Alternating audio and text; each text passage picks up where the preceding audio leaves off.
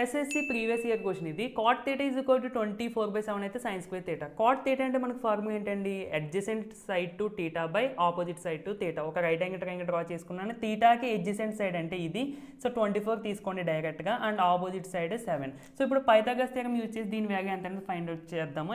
మనకి ఇది ఎంతో తెలియదు కాబట్టి x అని అనుకోండి. పైథాగరస్ థియరం ప్రకారం hypotenuse side square equal to sum of the squares of the other two sides అంటే 7 square plus 24 square. So x square is equal to 49 plus 576, that is equal to 625. So x square is equal to 625 అయితే x is equal to square root of 625, that is equal to 25.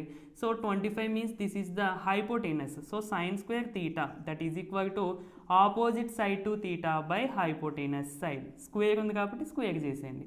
Opposite side to theta అంటే ఎంతండి? 7 by hypotenuse అంటే ఎంతండి? 25. So 7/25 whole square. So 49/625 is the